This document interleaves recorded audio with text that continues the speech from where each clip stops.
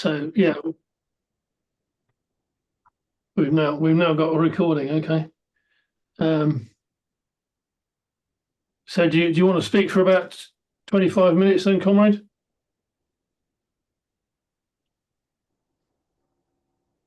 Rakhmat, you're muted.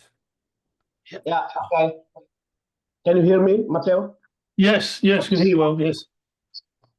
Okay. So, can I start now, Roger? Matteo? Yeah, go ahead. Okay. Good afternoon, my comrades from UK, Europe, and around the world. And also, good evening, my Indonesian students, because now in Indonesia they are on 10 p.m., right? In the night. So thank you, Roger, for having me today. I'm very happy with the invitation to share my perspective regarding the youth activism in our country. And um, please, if you have some comment, remark, or question after my presentation, and I'm very happy to answer your question and comment or your feedbacks. Well, I will start my presentation today, and yeah, this one.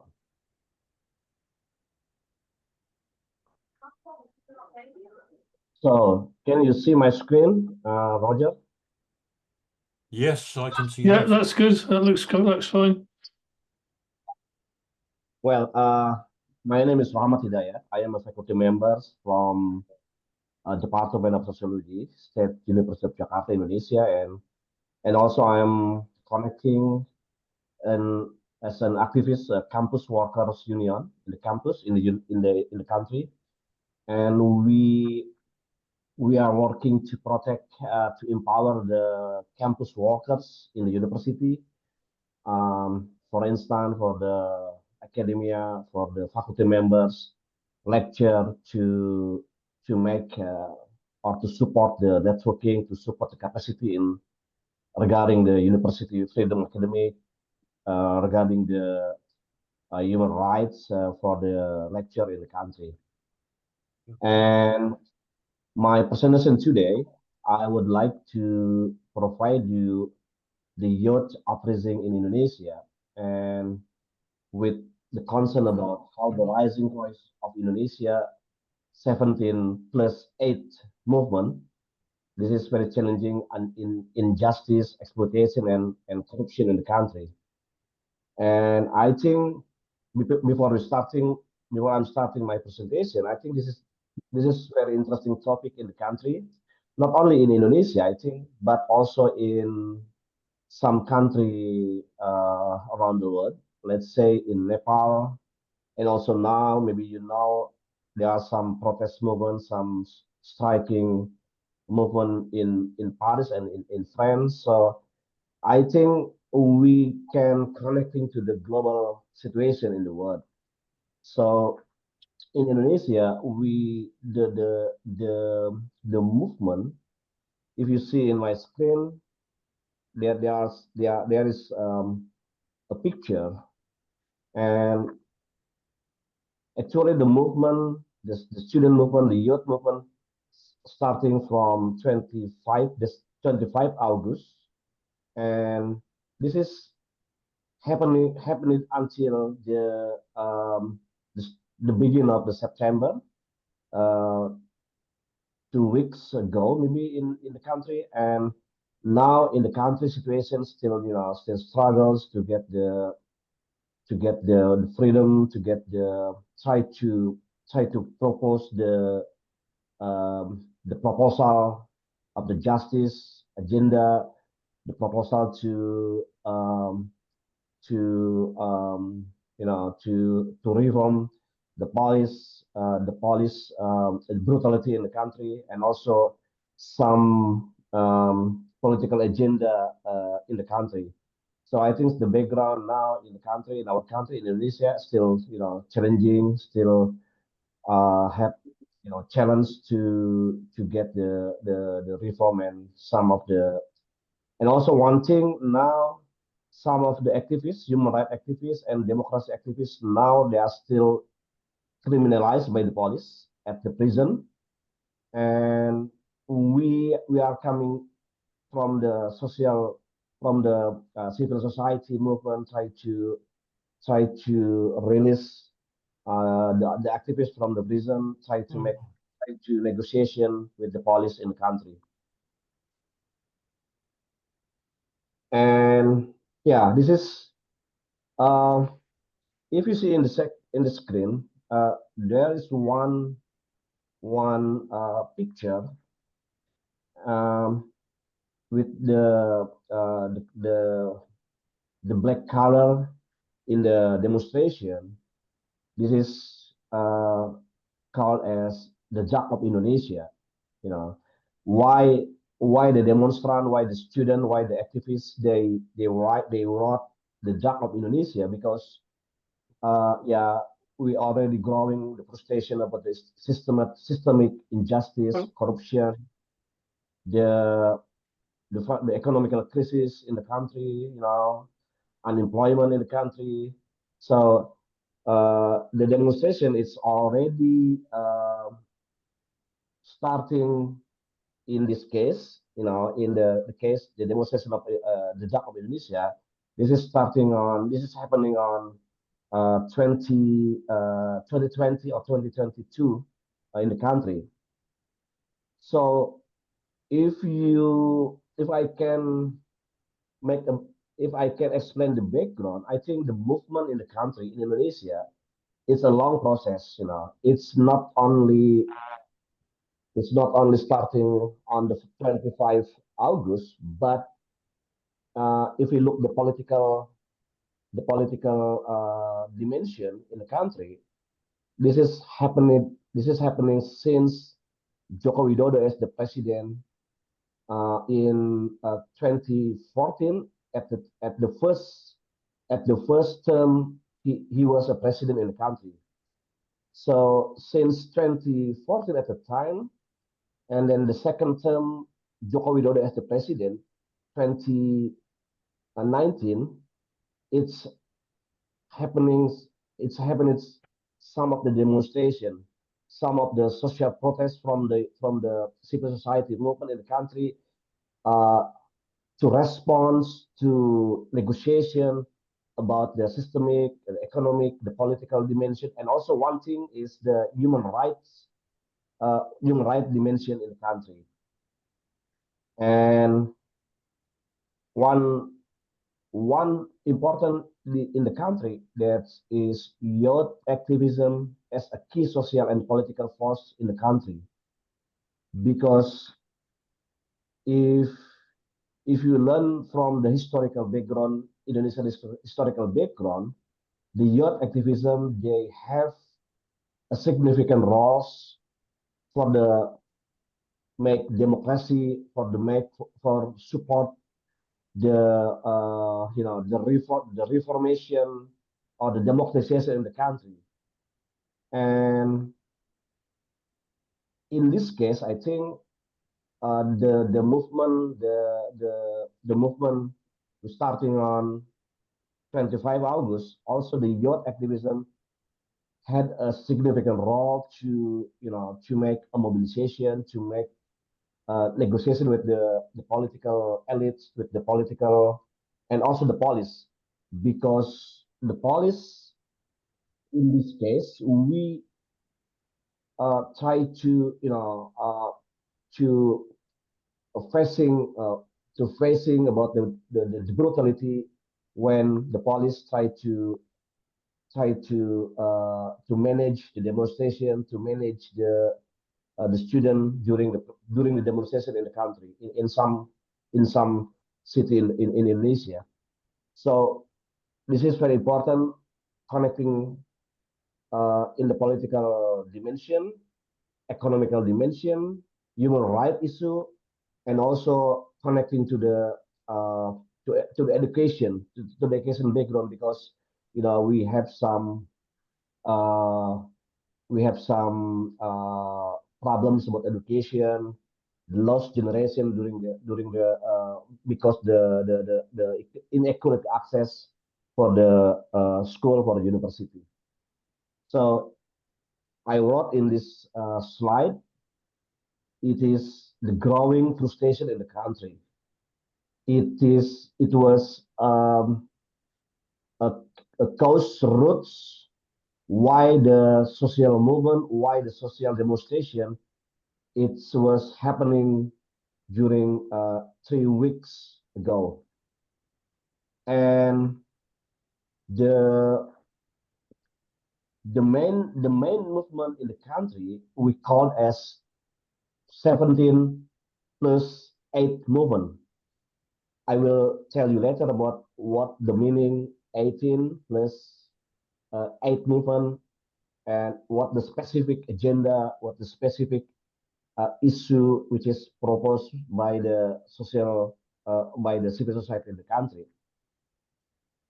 But I think during the social movement 3 weeks ago, the 17 plus 8 movement as a new wave of resistance in the country, because it was a big movement in the country, and also it's you know it's a complication, it's a complex issue, as I mentioned before, about the political, economical, human rights, and also there are some people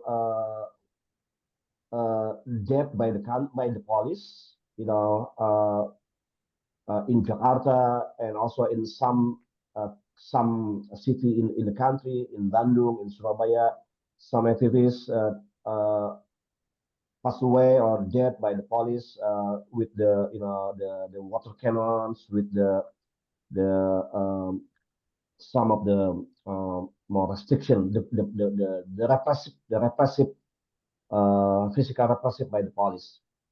So my my central question during the presentation is what drives the uprising and what are its impacts for the Indonesian political landscape after the social movement.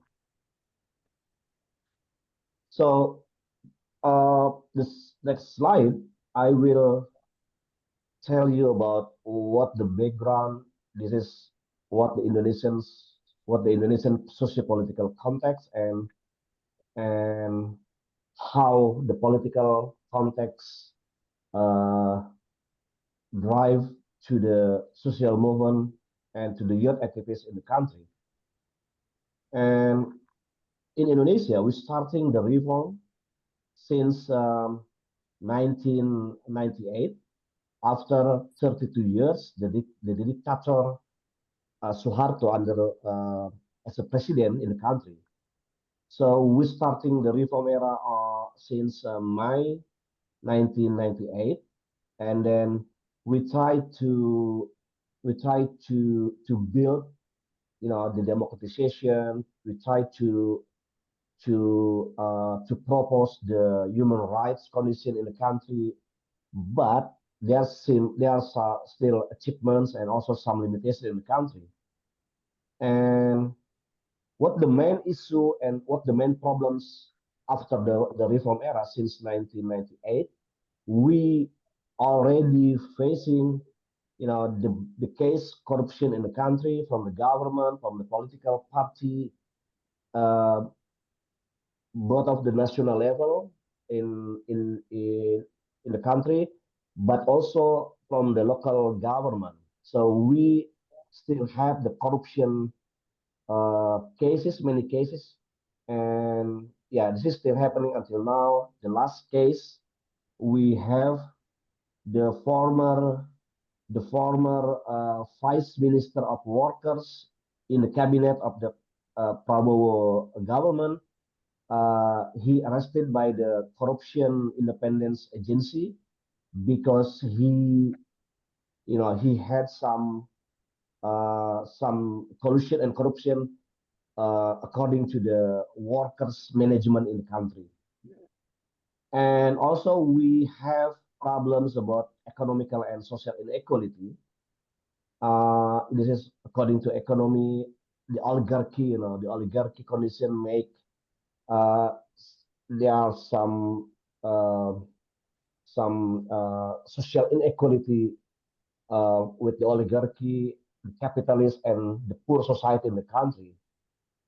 And the last one, I think one important case in the country after reform era it is the exploitation.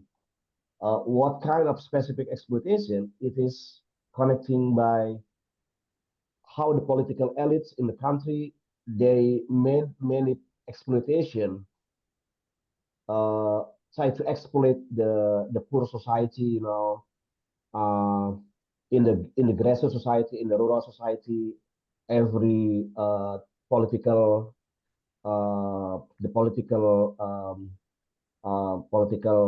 contestation in the country. So it's made how the coalition from the political elite and the people. It's made a significant uh, inequality in the country. And another thing, and this is why the social movement always support by the youth generation, because in the country, according to the population, according to the background of the data from the statistical agency in the country, we had large demographic with the transformative potential.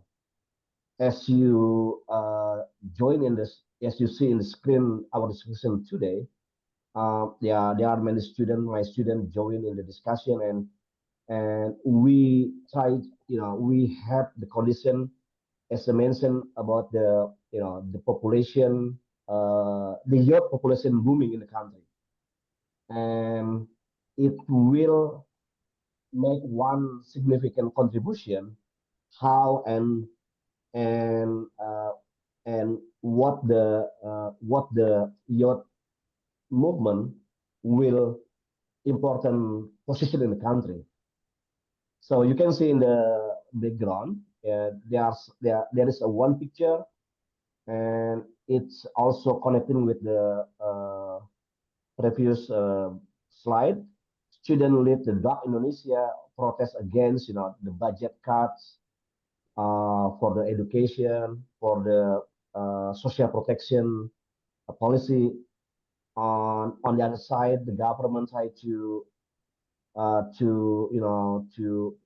try to make a political dimension is more important rather than the social protection, education, scholarship, education for the poor society in the country. So it's uh, it's make how the condition in the country is more, it's a gap, it's a gap between the political elite as well as the state with the society in the grassroots. So the next slide, um, let me tell you about the movement. As I mentioned before, this is starting on 29 August with the case in the country, uh, and what the background and what the context. This is we try to propose the three agenda point. The first one about the transparency from the government, and the second one we try to continue the reformation era after 1998, which is some limitations, some the negotiation with the political elite, and also one our agenda. This is called as empathy. Why empathy? Because we have some the people, there are some several peoples who died. It's uh, it's died by the police in some place. That's why many student activists, many social civil society, then make make a campaign with the title 17 plus 8 as a demands from the people. What the specific demands from the people? It's that we already collect the political agenda, the economical agenda, and also the human rights agenda, and that's why we conclude in one specific title of reform, title of agenda. It's 17 plus 8 as demands from Indonesian people. And what is the interesting movement? I think the first one, this movement, it was a grassroots youth led coalition. And who is the youth in this case? It's supported by the student activists and also many students, many activists, many youth generation in the country. And they are working on the grassroots, they are working on the ground, and also they are working on the on the uh, digital campaign, you know. So it's like a combination. Uh, it's a combination from the movement from the ground, from the grassroots, and also from the social media and the digital campaign. Yeah, this is from the urban and the campus activism because uh, they are coming from some or several campus in Jakarta in the big city in the country. And one interesting because this movement as a symbolic of independence and resistance. So the interesting topic also, I think, it's not only happened in the country in Indonesia. This movement 7+8 at the time during the protest until the beginning of the September. But also it's happening around the world from Indonesian community in the world. So in Europe, in US, in Asia, the Indonesian community they try to make to make a demonstration, to make a protest, and they try to campaign the 17+8 from everywhere in the world. So it's it's made how this movement so uh, crossing border. There is no border, and there is no a place restriction place, but it made happen in many country, many places in the world, in US, in Europe, in Asia. They try to campaign the movement.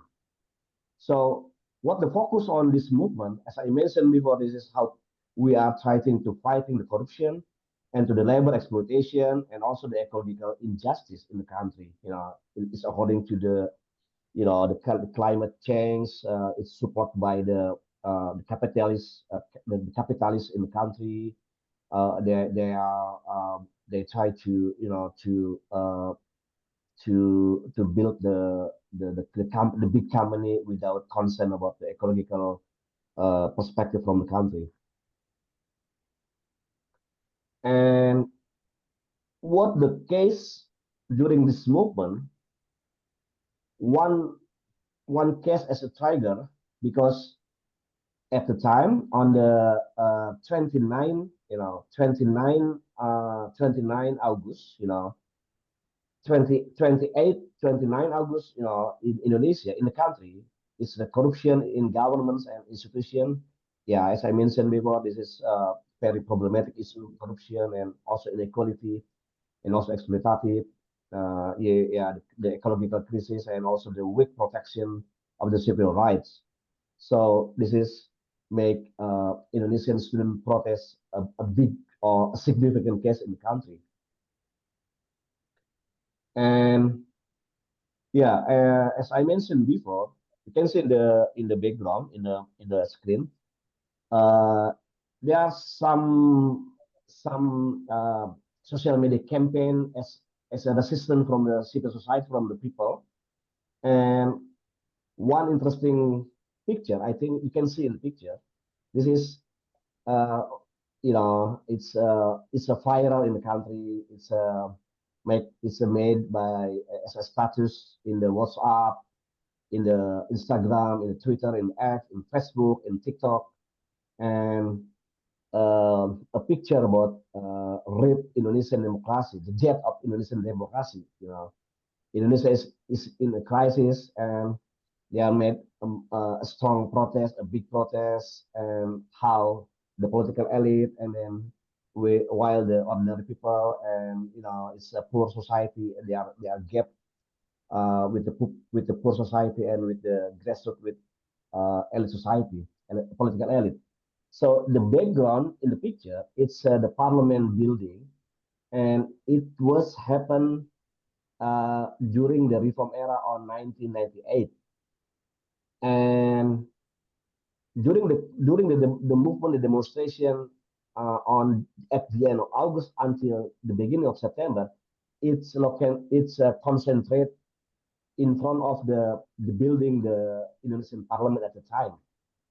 Because the Indonesian Parliament, it's people symbolic, and many of the Indonesian Parliament members, they have some also case which is make a gap, more deeply gap between the political elite and the poor society in the country. So yeah, this is the social media and digital platform. It's a mobilization tools, and then um, the youth the youth movement, they try to make a combination of creativity with art, music, memes, and performance protests. And I think the one interesting as my observation in the country, this is like a sense of belonging to a global youth resistance.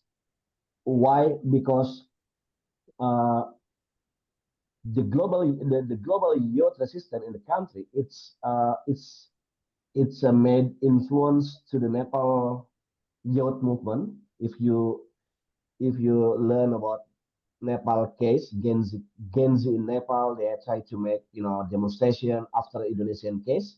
So I think it's connecting how the Indonesian youth resistance. It's Hmm?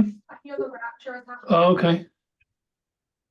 it's a strong influence to the Nepal youth movement at the time. So the next slide, yeah, you can see in the picture here. It's some of the students, some Indonesian protests. It happened in front of the Indonesian Parliament building, and it's a coalition. It's a coalition. The student, the workers union, and also the civil society, the ordinary people join together, and because they have a collective consent consciousness as a poor society. They are deeply gap regarding the economical situation, regarding the unemployment. There are some cut, the contract for the workers in many cases in the country. So it's happening in the country. There are many this civil demonstration, the people demonstration, and street protests in the country. And at the time, the police made a public enemy for the Indonesian protest, because there are several people dead at the time. And then the army, Indonesian army, they try to protect the the government buildings, or the police building.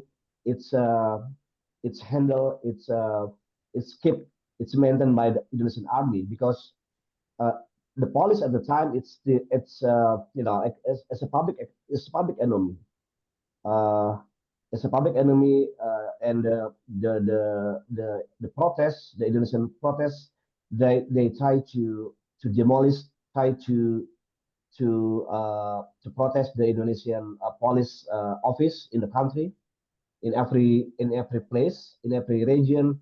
The students they try to destroy, try to destroy the Indonesian police office in every place in the country. And one important thing during the movement, this is they are strong combination, strong the alliance, the networking with the workers union, the farmers union, and also civil society. And also we are from academia. We are working together. We are joined in the demonstration in the country, in Jakarta, in some place, another place. We also made a petition. We also proposed some comment in television, in social media, how we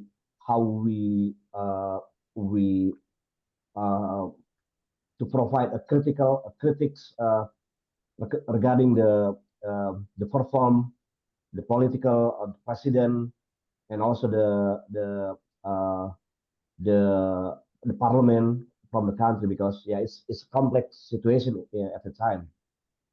So um, what the addressing condition at the time, the movement, we tried to to make symbolic dates and space for the mobilization, because this is this is a changing situation every hours during 1 week, during 2 weeks in the country. The police and the government try to make press conference, and then the civil society try to make a report, because there are some Indonesian activists, some the human rights activists. It's they are lost in some place, and we thought that it's arrested by the police in some place in the country. Yeah, this is what the specific demands, as I mentioned before, in the reform, in the movement, uh 17 plus 8, yeah, in the country.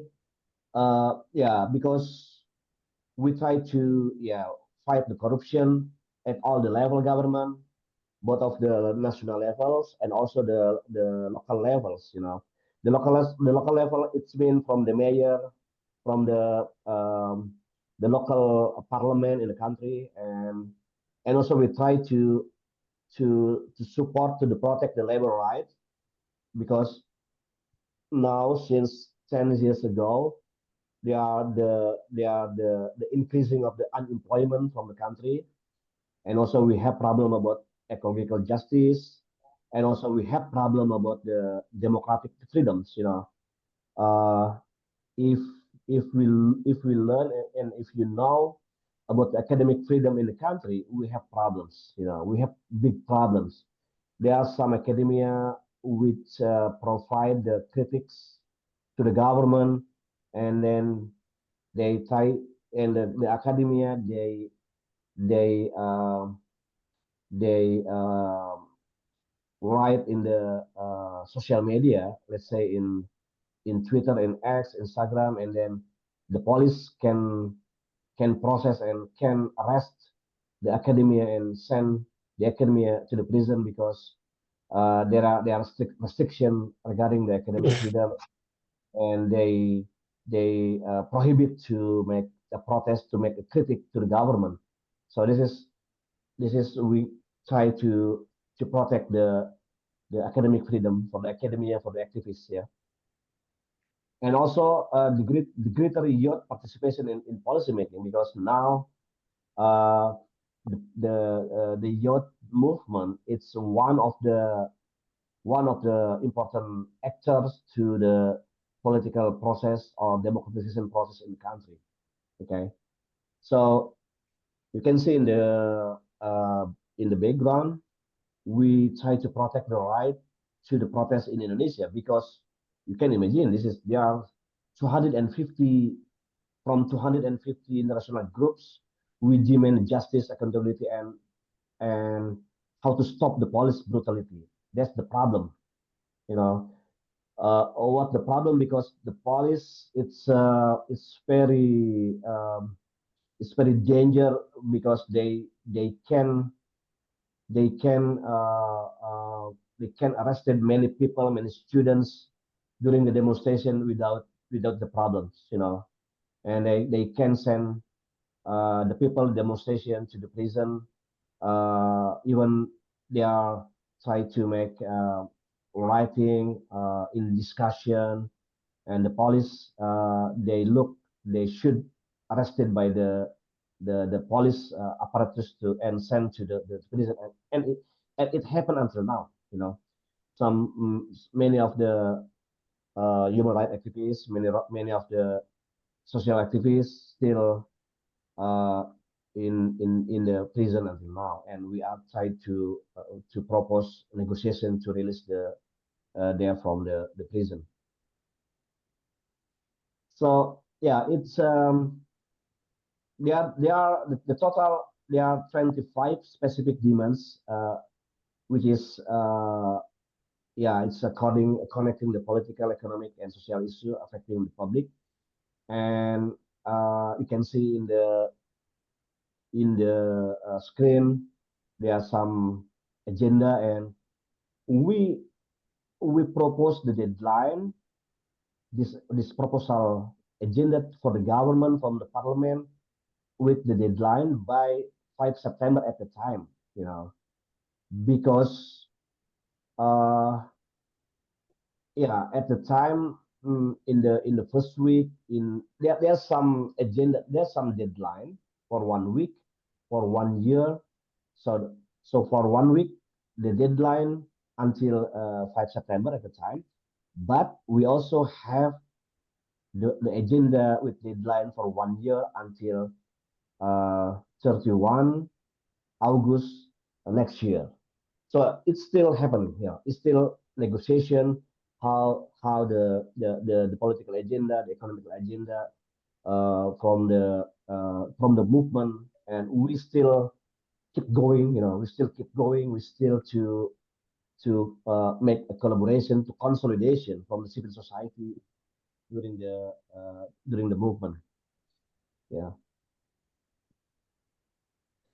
and also the eight demands. It's concerned on the justice, worker rights, education, and public welfare. You know, public welfare. It's mean about, you know, about the national security health, about the you know, about the protection for the worker, for the people, for the poor people in the remote area. It's including in the eight demands. So in 17 agenda is according to the in the national level, in the political, economical, but on eight demands, it's more specific on the justice, workers, education, and the public welfare. So what the addressing point, what the critical point in the movement, the 17 and 8 demons, it's a symbols the unified voice of the people. Because before the movement, the Indonesian the Indonesian people, they cannot, you know, they cannot speak, they cannot speak up because it's a problem about the, you know, freedom of speech, you know, about the academic freedom. And now during the movement, the people can speak everywhere, can speak every time, especially from the youth, you know, the calling for the systemic reform and how to stop the exploitation, the corruption, and the injustice in the country. So it's like a wake up call for the people to speak up, to make a consolidation, to make a protest everywhere, every place, to the government, you know, because we try to, to stop the restriction, the academic freedom or the freedom of speech for the people. Yeah, this is why we are protest.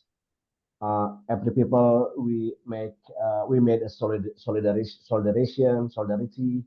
We make a sympathy, we make empathy because yeah, the protest against the precarious labor, and it's also extractive industry in the local community, and we try to propose the accountability from the oligarchy and capitalist company in the country. So yeah, this is also confronting the corruption, and yeah, we have still big problem about the corruption. And yeah, this is why it's make big exposure in the country, and also not in the country but also in the region, in Asia, in South Asia, and also in the world, because many global or international media or television, they made a report from Jakarta with the protests, how the viral mobilization, and also in the country. One important is that support by the social media, from the Instagram, TikTok, and Twitter as a space of resistance, and this is support by the youth generation. And I think this is also creating the Why मैं वो किधर है sound photo दिखाने के लिए yeah, I think also it was creating the transnational solidarity. It's as I mentioned before, many Indonesian community in the world, they make a support solidarity. They made a protest in every place in the world with this movement 17+8 as a people demands. So it's a make global a global civil society movement in the country. So Can you wind it up, Comrade? Just because obviously then we can have a discussion as well. yeah, I think this is the last one. And what the challenges and the risks until now, there are some criminalization from the activists, and we still have problem about state repression, and yeah, they are still cooptation by the political elites, and it's limited resources and sustainability and mobilization. So you can see in the background, in the picture, there's some student. It was arrested by the police, and now still happen many activists arrested by the police. Yeah, this is the impact and achievements. We cross generation solidarity, and then we try to a new political discourse in Indonesia, and they are still make protests by the social media. And yeah, this is, I think, from Indonesian case, this is also lesson for the global south. You can see in the background, this is the Nepal Gen Z protests, and how they try to duplicate, to adapt the Indonesian case, from Indonesian case to the Nepal. Yeah, yeah, this is the last one. I think it's the movement we try to propose as a resistance against injustice, and this is a powerful reminder of the transformative force of the young voice. And also this is, I think, now is still ongoing struggle regarding the justice, equality, and the democracy. This is still unfinished, unfinished project. So I think the last one is last message from the movement: youth are not the leaders of tomorrow, but today. So I think that's from my presentation, and yeah, I'm very happy if you have some comments, some feedback from my presentation, and just please let me know. Thank you, and back to you, Matteo. Okay, yeah, thank you very much, Comrade. That was really very interesting.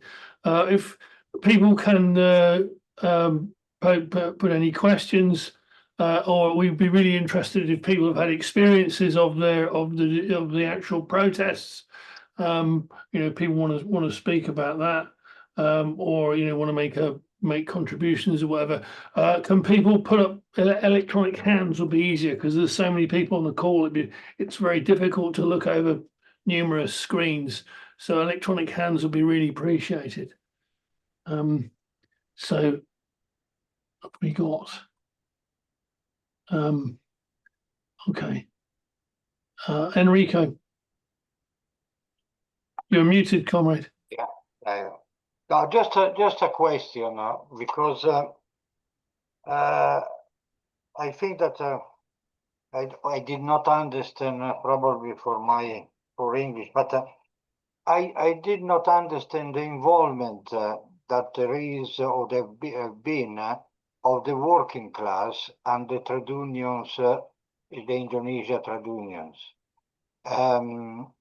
You have been talking and very well about the situation, but in my interest is to realize or know, because there are very little news in the newspaper,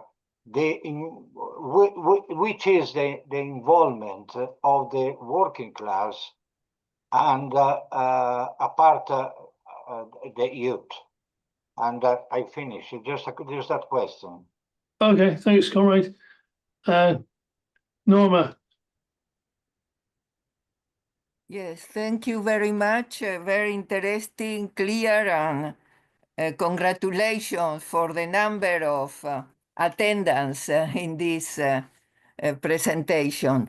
I have questions, and one of them is as the previous one, perhaps formulated in a different way, which is the situation of the trade unions, if any, because at least in France we do not have many informations of Indonesia, and the situation of trade unions, if are connected with the youth movement today, the situation also of the political or the left parties side, and the other is a comment in which I see corruption is an item which is common in the protest of, said, the global south, not only in your country, but in the different continents, from east south and for west south. I mean, one side and the other of the Greenwich meridian. So this is very, it's an item to, which could also connect with the item of transnational or solidarity you are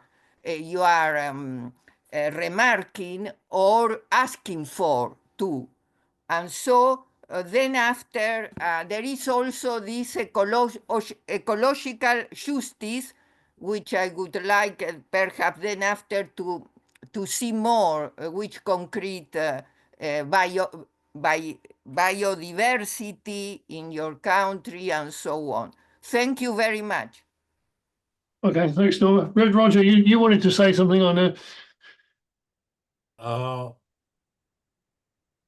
Well, I wanted to, first of all, to thank Comrade Rakhmat very much for a very really interesting contribution and a really inspiring one, to see the way that the youth is on the move. And I think obviously that's particularly the case in the given the context. Indonesia has had a very, very stormy history. It was, of course, the independence struggle, then the regime of Suharto, which partly rested on the workers and at the same time shrank from going the whole way. And the inevitable consequence of that was the absolute bloodbath that came in, I think, around, was it 1965 or 65, yeah. when, I mean, throughout the whole archipelago, in every village, in every nook and corner, on every island, absolute massacres. I mean, just systematic, because it had one of the biggest communist parties in the world, probably, I think perhaps at that time the biggest outside of the Stalinist states. And systematically the military went and the fascist gangs went from island to island, village to village, every possible nook and cranny and corner of that vast archipelago, just lining up communists, workers, activists, trade unionists, just lining them up and shooting them. An absolute bloodbath. One of the biggest massacres even of the 20th century, which that is really saying something. I think at least 1 million people were probably wiped out in that. And as a result, of course, the dictatorship which followed, the police state which followed, lasted decades, because it takes a long time to recover from a defeat on such a vast scale. And then we had that revolt, and you had the downfall of the dictator Suharto, and then we had a succession of crisis regimes, as far as I can understand it. And now, really, the Indonesian, well, shall I say, the Indonesian youth and the Indonesian working class are beginning to reassert their traditions, and it's really inspiring to see that. And it's also interesting to see that in the context, because on a world scale, we've had instability, which is also, you'd have to go back a long time to see such a similarly unstable situation. And but we see that in the West, in the USA, of course, in America, and also but also in Western Europe and in Europe as a whole, I would say we were at a different stage in the cycle, or in the pattern of the class struggle. At the moment, there are huge movements. There is of course, the general strike yesterday in France, which was absolutely massive. I'm hoping Norma perhaps can come in and tell us a bit more about that. And we've seen huge demonstrations of youth in sympathy and support of the people of Palestine, and we've seen some big strike movements. The long strike of the Birmingham bin workers in Britain, and so on. But generally speaking, also we've seen a reaction because of the failure of the in the absence of a political leadership, if you like, of the working class, but political leadership, because of that, there have been disappointments, there's been retreats, there's been some defeats, and also because of the long history of austerity and of attacks on the living standards and the rights of the working class, there's also been a backlash, and there is uh, a resurgence of something which we haven't seen really for half a century or more, but a resurgence of far right and even fascist tendencies. We see the victory of Trump in the USA. We see the victory of similar regimes in many of the countries of Europe. We see the danger that in Germany of the rise of the AfD, in France, as I say, the rise of Le Pen's party. In Britain, the shock we had a week ago, 1 week ago, of the huge and shocking strength of a far right, really racist uh, uh, demonstration, led not even by Farage and the Reform Party, but by an open gangster fascist, by Tommy Robinson, and getting 100,000 or maybe a couple of 100,000 on the streets, something which they've never had before. I think even in Mosley's time in the 1930s, they'd never had that.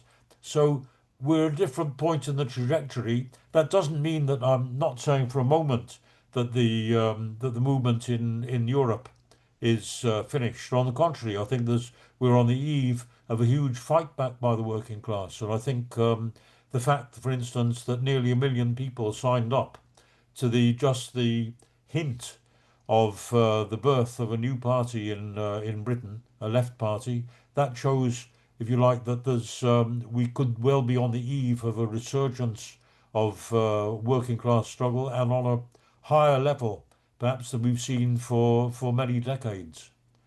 But in Asia, what do we see? We see country after country after country, uprisings of the youth.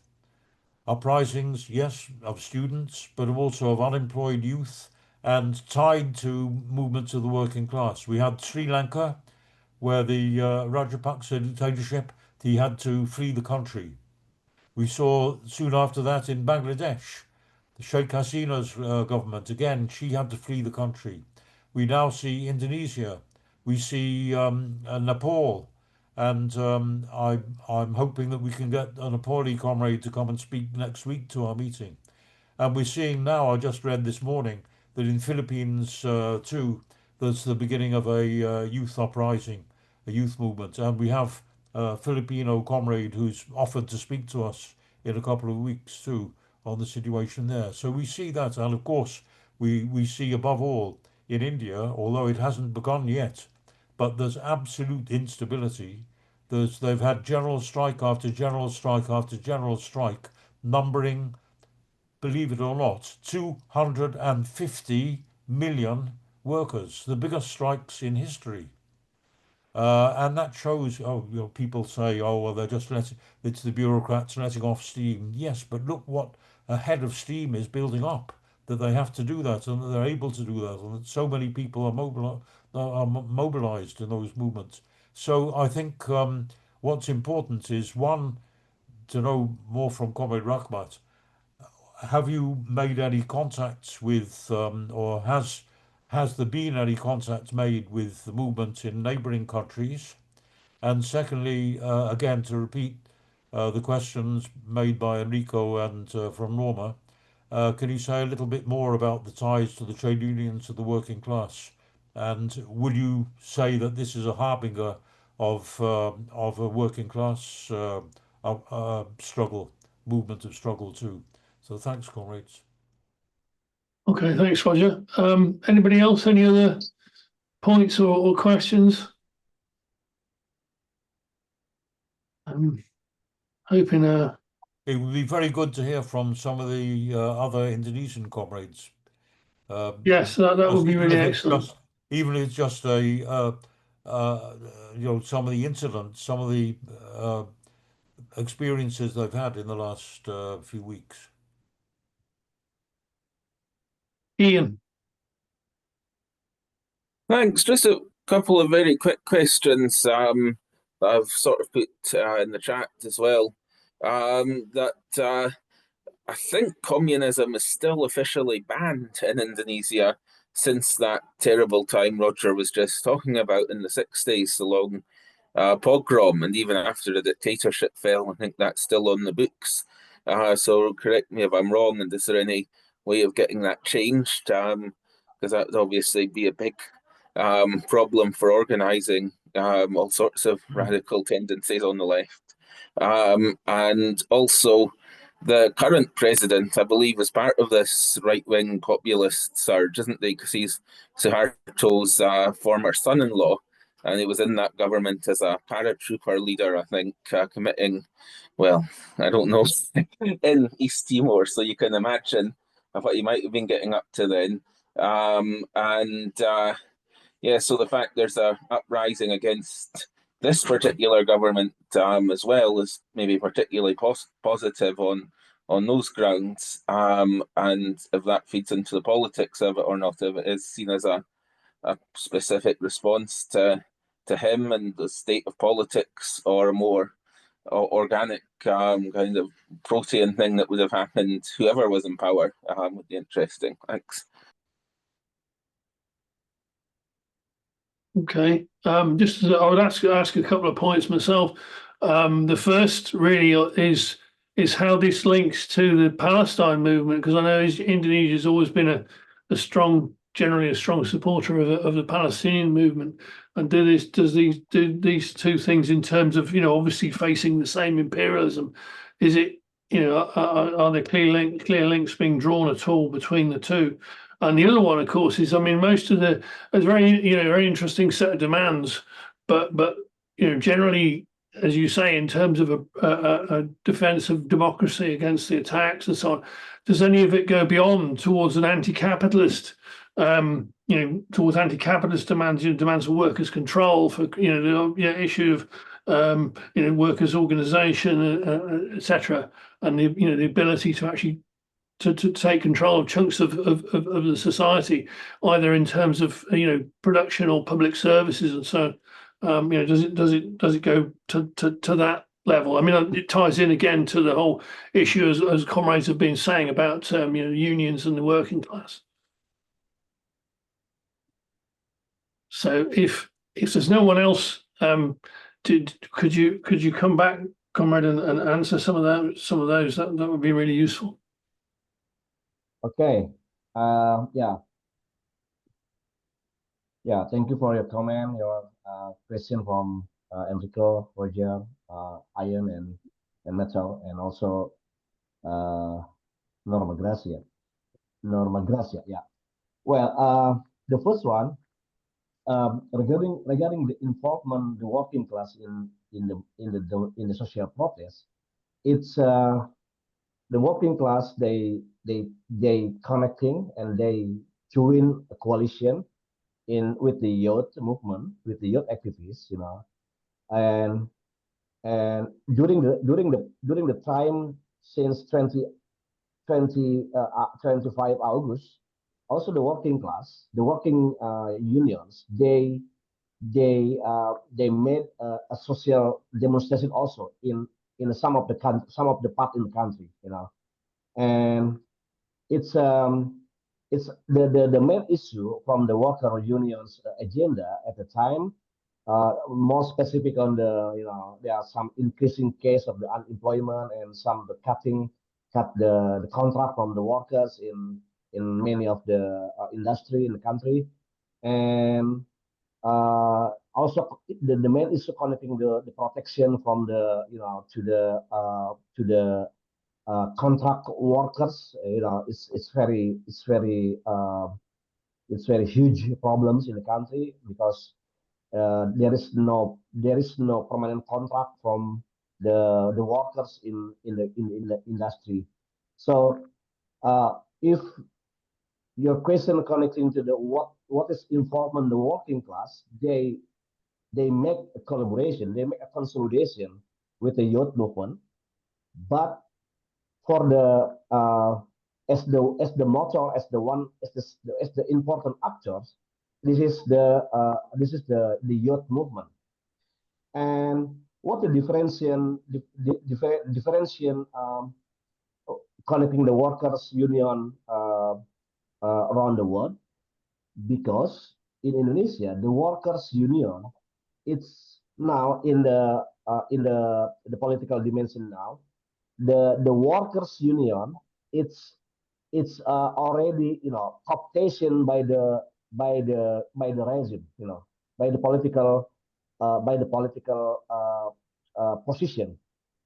It's mean the workers union, they didn't make to strong to the big movement in the country, because some of the top leaders from the workers union, they already cooptation by the President Prabowo. Now we have in the country, we have the party, the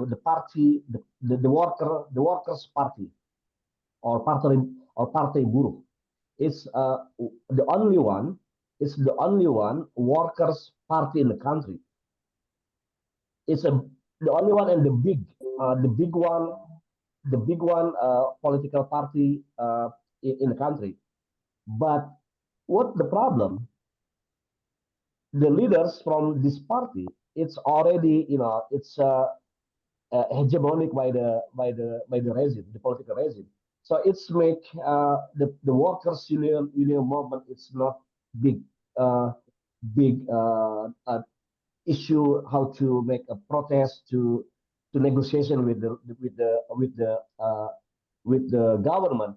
That's why the youth movement they try to make to facing as the first layer to protest with the political regime. So that's the problem. And uh, if you mention about they are like Roger mentioned about they are in Paris there are a huge strike. It's impossible in the country in Indonesia because it's the the workers union. It's there's no power. There is no power. The big power, uh, and they already in one of the circle, the political regime in the country. So that's the problem. And the second one, how the situation of the working union. It's a problematic until now from my view. Why? Because the workers union it's not it's not like the independent movement. It's a freedom movement now, and the workers union now is it's like one of the supports, one of the political supports from the regime. You can imagine because maybe some of the give the compensations. The government try to provide you something like it's it's economical compensation for the, let's say, one example, some of the workers activists they already get by the president, become a vice minister, become a commissary in the company with the big salary. So it's how how the government try to compensate the activists, the workers activists to join with the political circle in the country. So that's the problem. And this is a problem. This is problem because even there are some demonstration from the workers union, but it's not it was not a significant influence during the protest, rather than the influence from the youth activism, the civil society movement. It's very strong influence in the whole country. And um, Roger. Yeah, I have some friends in the region in South Asia, in South Asia countries, let's say in Philippines, in Malaysia, in Thailand, and we already talk and discussion.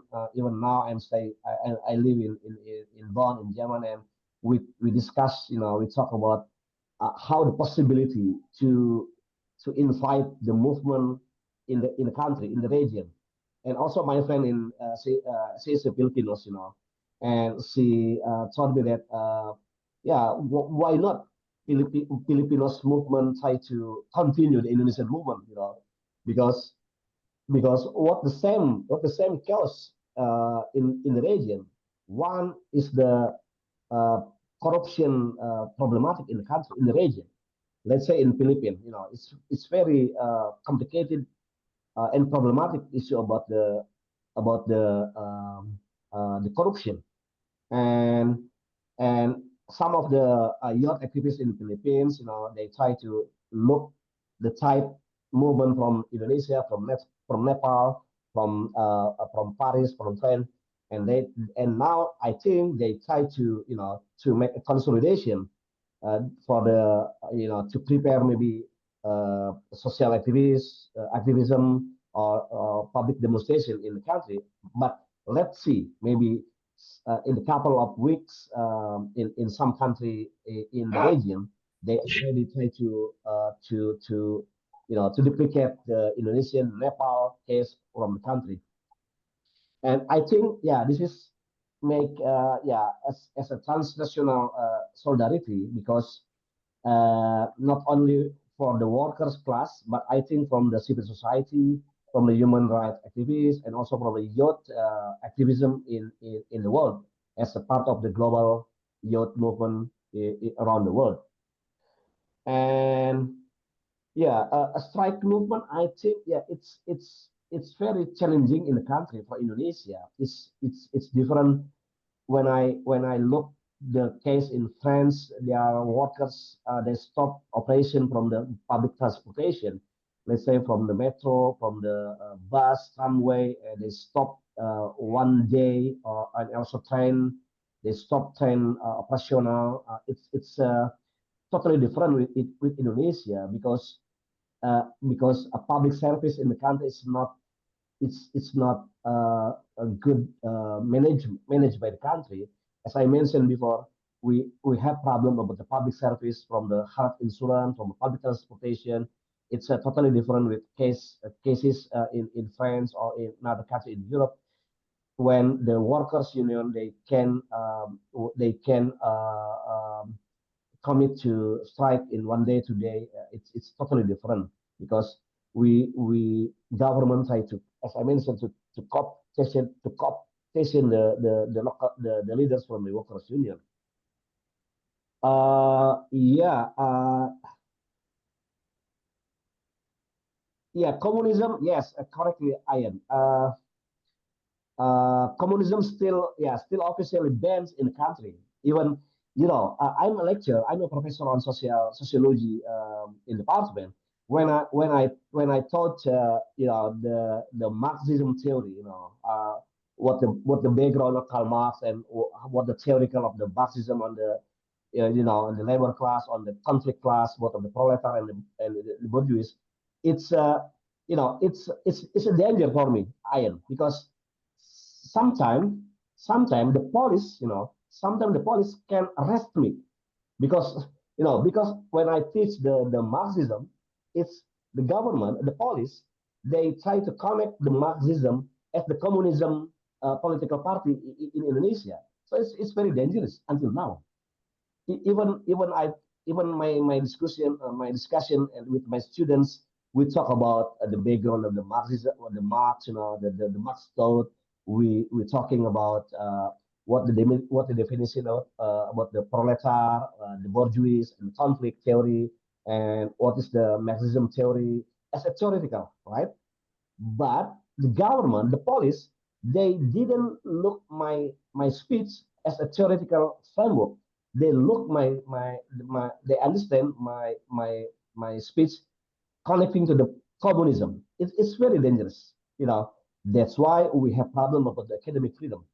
You know, Even I'm working on sociology. I teach about Marxism, about about the Lenin, Stalin, but the government, they still traumatic about the communism and the Marxism and the Leninism and Stalinism. So it's now still happen in the country. And iron, one contemporary issue now, the police, they already banned and make sweeping books. What kind of books sweeping by the police? It's a book connecting to the anarchism reference. Why? Because the police, they made a conclusion, the riots in the country, the demonstration in the country, it's influenced by the anarchism reference, by the youth people.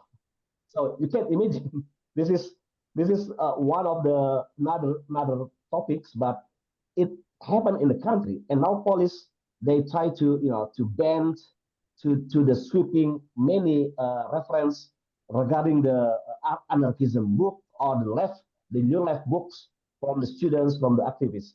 So it's the political issue regarding the, you mentioned about the communism and the Marxism, and also now the government, the police and the government, they more afraid with the term about the anarchism theory in the country. So I think that's some my comment, answer from some of the question from my comrades. And back to Matthew. Thank you. Okay, thank you very much, comrade. Roy.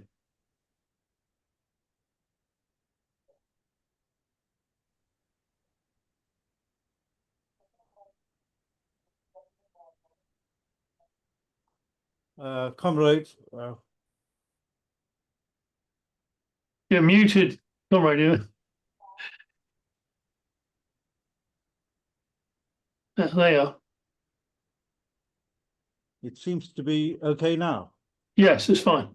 All right. I'm very pleased that we have such a large group of young people who've come to this session today. It's very enlightening. It's encouraging. We seem to be looking at an Asian summer or Asian spring, which is running through Asia. But I think the big challenge we have is to make sure that, given the crackdowns that one can expect from governments and authorities, to keep up the momentum, to keep up the pace and the spirit of the young people, to ensure that there is constant education on what needs to be done. And generally, there's much work to be done. And I think one of the issues we've seen, the Arab Spring, for instance, they've all come and gone in different ways. We've seen the manipulations that happened in Hong Kong by forces outside of China or outside of Hong Kong. So there are various influences and factors which will come to play. So the struggle is, you are in the midst of a struggle, and that struggle will continue for a while. But in all of this time, and during all of this period, you will be developing. And my advice, because I don't really know much about your part of the world, but my advice would be to keep up the spirit, to keep on studying, to keep understanding what's happening in the world, so that your struggle and our struggle will continue. Thank you. Okay, thanks, comrade. So anybody else? As I say, we're really keen to hear from anybody who's been involved in this struggle, in terms of what they think about it, or what their experience of it is. Yeah, Mateo, I think there is one student, he wrote in the chat box. He wrote, yeah, it's communism still considered a forbidden. Yes, a forbidden things in Indonesia because of the movement that happened in 1956. Yeah, it's iron is, yeah, it's still problematic. Even my students, they are social science students. They should learn about the Marxism. They should learn about the working class. They should learn about the Marxism theory. But it's a different perspective from the government and the police. And I think, and I try to protect my students. The student just keep going. You should learn about the Marxism theory. You should learn about the working class, about the conflict class from the proletariat and the bourgeois, because it's very important to learn about the political and the macro level. So yeah, and Ian, you also mentioned, yeah, it's yeah, now Prabowo, yeah, you correctly that's Prabowo is it's one of the it's one of the, yeah, it's authoritarianism regime in the country from his perspective, because uh, during now he running for 1 year, the first term under his administration. Many activists, many students, it's arrested by the police under the control by the Prabowo. So it's dangerous condition for the first year his administration. So yeah, it's still ongoing to make, we try to facing the authoritarianism regime. And thank you, Ron. Thank you, Roy. Yeah, we are still make networking with our colleagues, our comrades in the region, and we keep spirit, the student movement, and also that's why I invite my students to join to learn from your perspective to global perspective, because this is very important. And the students, they coming as the student in the university. On the other side, the government, they try to cutting the budget for education. It's very problematic. They pay with the expensive tuition fee in the university, but the government, they try to cutting our budget planning on education, and the cutting budget education, but the government, they try to make allocation the budget for the populist agenda for the regime. It's a paradox from the country.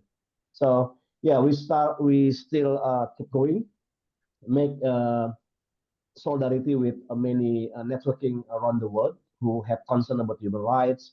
Let's say, Roy, we have in the civil society, we have close connection with the Amnesty International, who protect the human rights activists, and the human rights, the Amnesty International, they made a press conference to support our civil society movement to release the activists from the prison until now.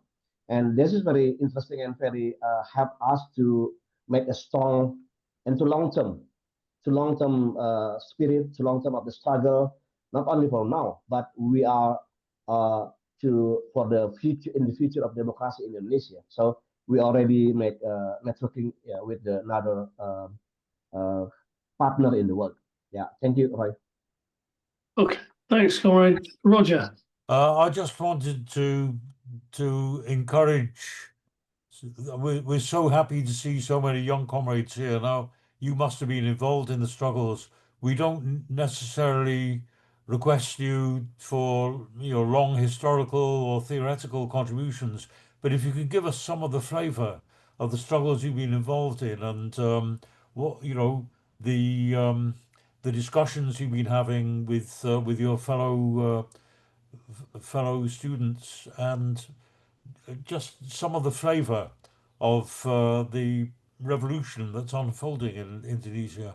So please don't be shy, even if it's just a couple of sentences, just to give us some of the, just to make us feel part of this historical movement that's going on. Please don't hesitate. We really want to hear from you. Okay, Yeah. thanks. Norma. Yeah. Thanks. Following on what has been said, and thanks for the answers, and Roger for the all the context, global context too. I want to make two comments, perhaps.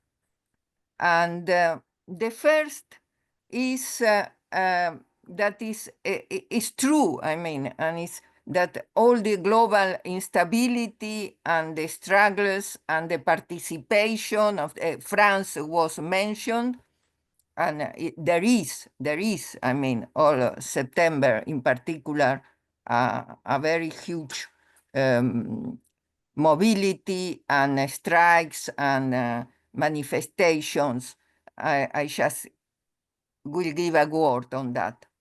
Nevertheless, I think the situation in Indonesia, in the region, is what more, and what has been said, is more on the what I could we could call the situation in the global south.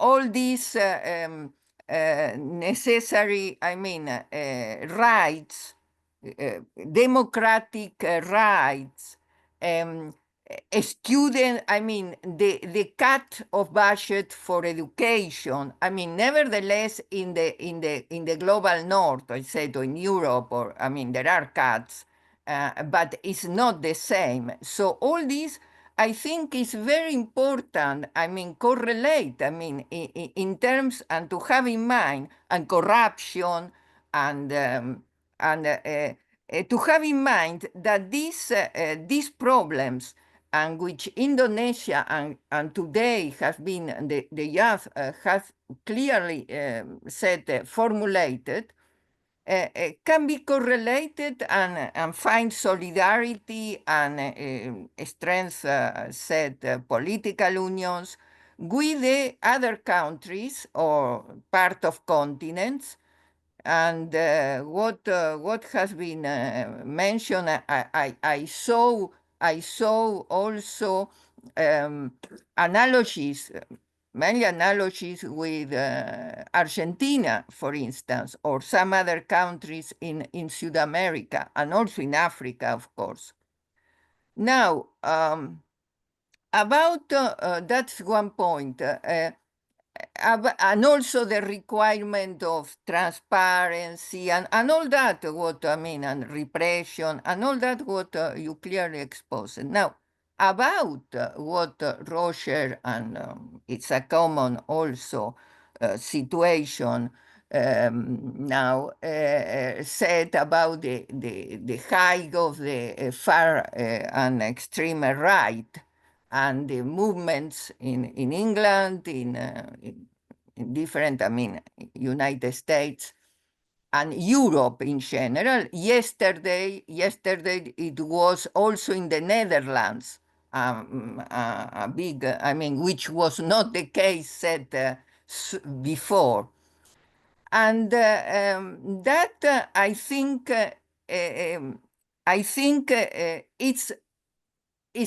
it's not correlated to what it's not correlated. Said is not too much correlated what appears in the global south. There are other, because in the global south, I mean, what appears is a necessary of the rights. I mean, of course, in the north too, but it's different. I mean, what we are seeing in the north is a decline, and I think it merits for this problem of the how it appears, the far right in Europe, Belgium, Netherlands, United, I mean, in the north, even in the some Nordic, I mean, in Nordic countries, in France, of course,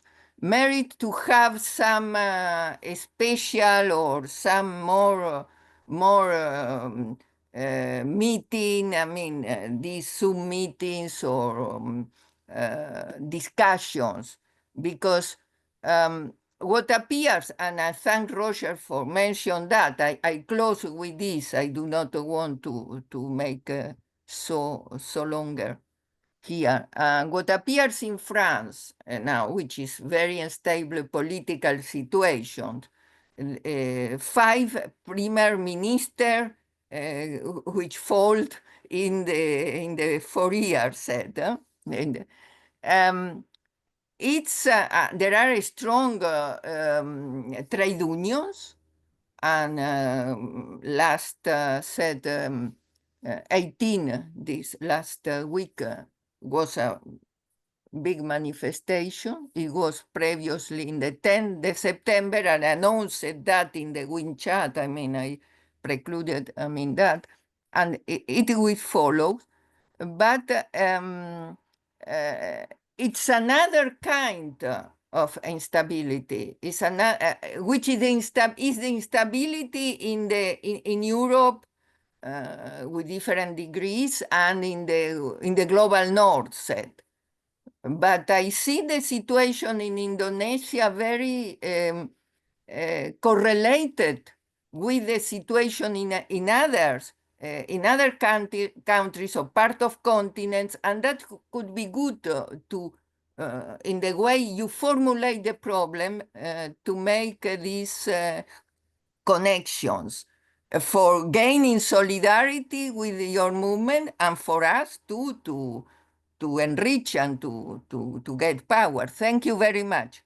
Okay, thanks, Dominic. Yeah, it's just a brief point. I'm a retired engineering worker, and I think it's really heartening to see all these young people, carrying on the fight. I just wonder how they themselves work. I wonder if some of the students could answer. Have you got students' unions? Do you have students' unions? Do you have discussions among the students? What discussions do you have? And do you have discussions with young workers as well? If you could tell us what the situation is there, it'd be very good. Thank you. Thanks, Dominic. Okay. Okay. Anyone else? Yeah. Thank you. I think my student, please, if you have some comments, some opinion, just open mic, and I think we appreciate if you have some comment from the youth perspective, right? It's better for us. So please, my students, you have some comments? Yeah, it'll be greatly appreciated. Yeah, go ahead, please. Because this is very interesting, and we have close connection with the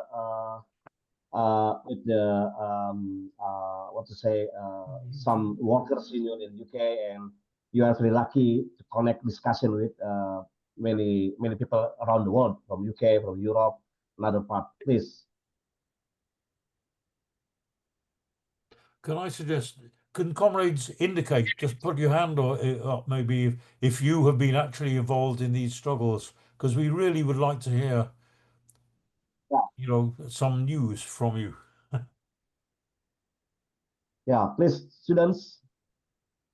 Please don't hesitate. Come in and just, please, Comrade Rehanun. So, Rizky will talk something, say something, Rizky. Just go ahead. I don't have any opinion about the discussion we had right now. So I think, maybe my classmate have any opinion about this.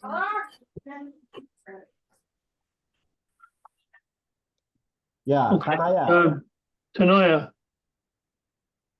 Yeah, actually, maybe this is a little bit, the basic one.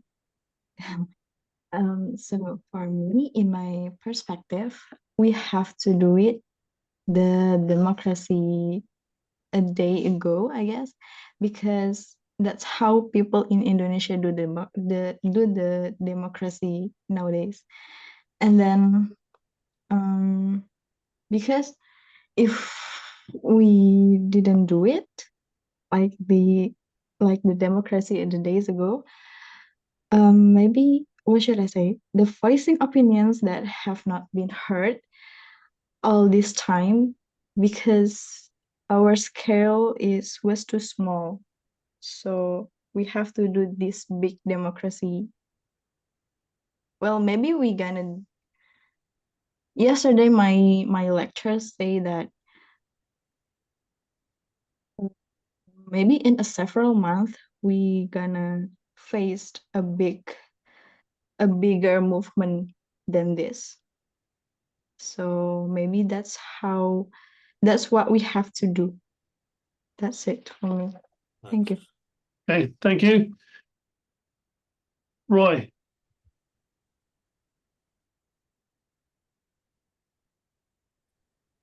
Comrades, seeing all these enthusiastic and young freedom fighters from Indonesia, I want to, in a parting shot, say that as a planet and as a world, we are all connected. The people of Indonesia and Asia were brought into South Africa, into Cape Town after 1652 as slaves. If ever you came to Cape Town, you will see that your country people have built a large section of Cape Town. And so there is a history, there is a connection that we all have, the connections of colonialism, exploitation, and slavery, freedom, and so on. So I think the message for all of us is that the struggle and the study for liberating ourselves, of educating ourselves in freedom struggles is an ongoing life learning. Thank you. Yeah, thank you, comrade. Well said. Anybody else? South Africa Well, is a Dutch colony. so I think this is one thing mentioned from Norma. It's very interesting from global South experience, and it was correlated with the global North. Yeah, I agree with your comment because Norma, I was live in France. I got my PhD from France at the time. I lived there for years and a half. So I learned many things about social protest, social movement, including the strike, strike as usual in the country at the time. And I agree with you. Mentioned in France they have a strong working unions in the country, and at the end, I still remember at the end when the end of the every year, many every weekend, every weekend the workers union they strike from the public service, the hospital, the doctor, the nursing, and the school, including the school. When I live in France, it's for me it's I was wondering why school also have striking for the teachers, but what I understand that it's a rights they try to get of the to the rights from the civil society, the school teachers and the nursing, the doctor, and also every weekend at the time, at the end of the year, many driver, train, metro, tram, bus, it's strike to get a negotiation to get the new or the big salary at the time. So one similar things because we in the global south, as from my experience, from my networking with my comrades in the region, we have problem about democracy, human rights, transparency, and sometimes we also have the political instability, as you mentioned in the France.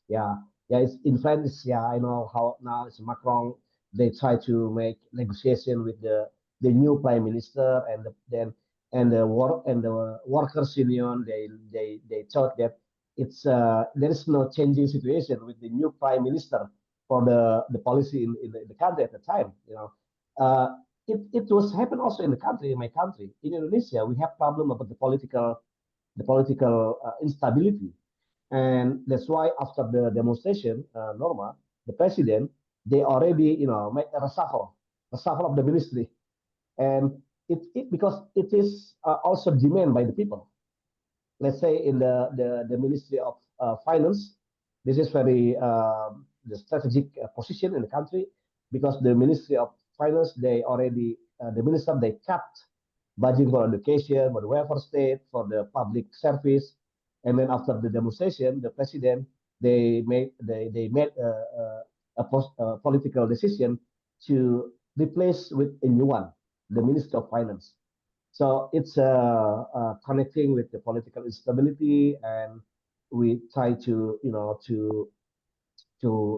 learn about how the correlation from the global south to the global north. You mentioned about Netherlands, France, and also in UK. But I think we have some similar issue about the political instability and the workers' protection, wage protection, and also the as I look in some news in France, in Paris, the drivers or the workers who join in striking, they thought that we don't have everything again.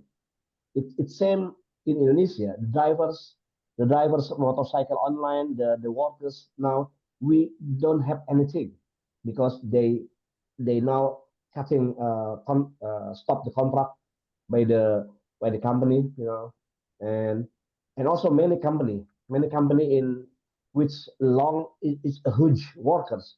They already stopped the operation. It's very irony condition. In one side, the government they talk, wow, we are already in the increasing economic ratio, but on other side, many big company they stop the operational.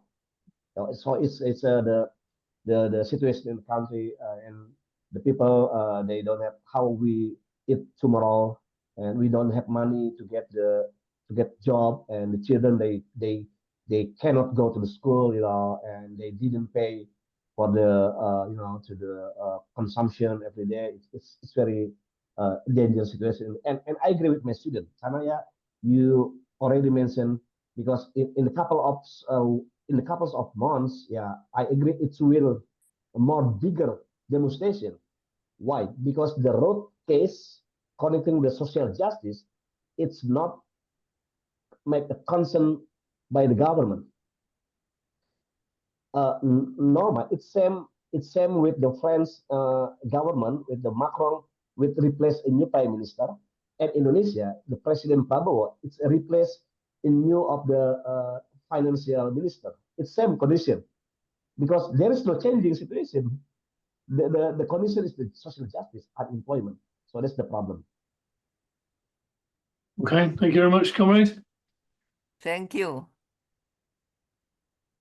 With my pleasure, Norma. It was nice to meet you, get your perspective. Thank you.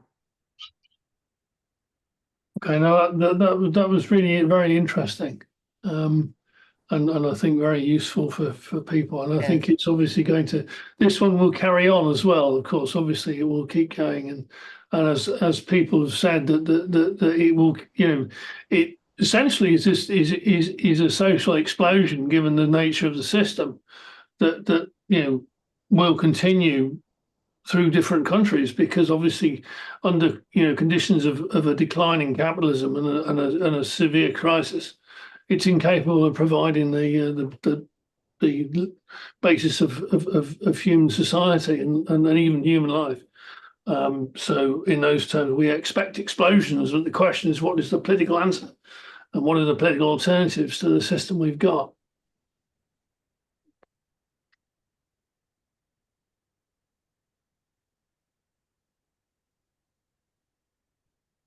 Well, I think, yeah, one comment from Dominic. Yeah, I forgot to answer your comment.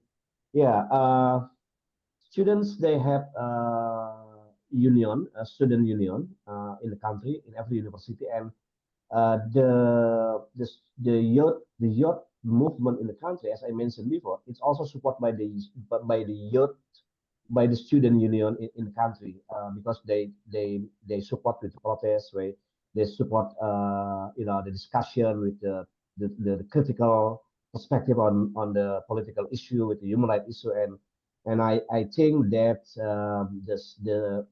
the youth or the student unions, it support the strong influence for the youth movement in the country.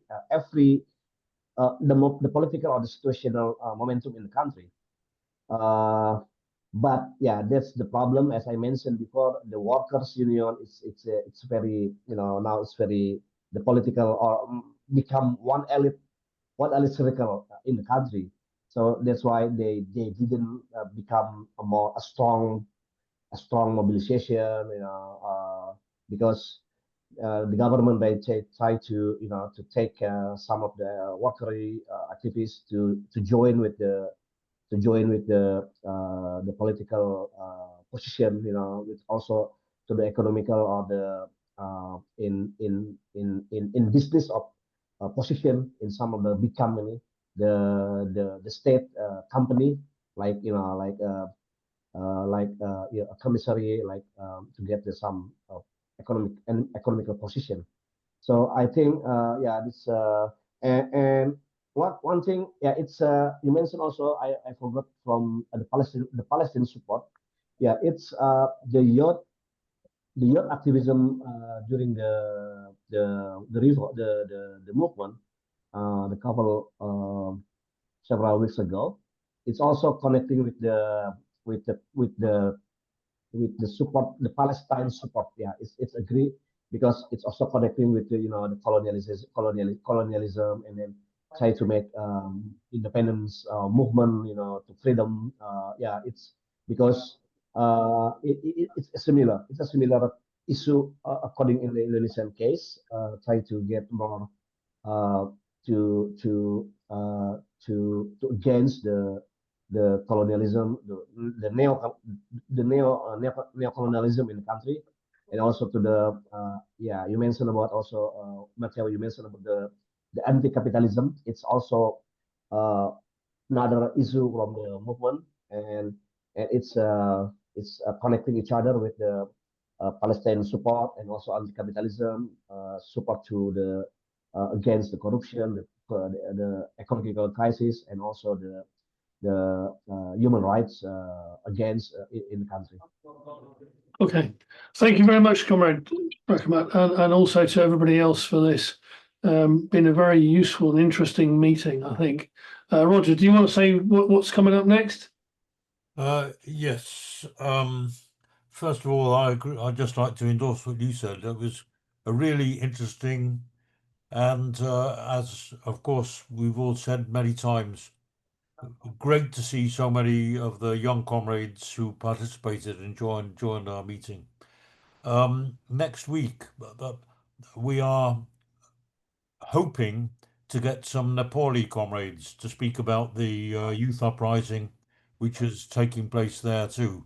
We haven't had complete confirmation. We had a sort of indication that probably we can get a speaker. And of course, we're doing all doing our best to do that. I hope all the comrades, especially the new comrades who come for the first time, we've got your email addresses now. We'll send you notices of future meetings. Do please participate, because we learn from one another.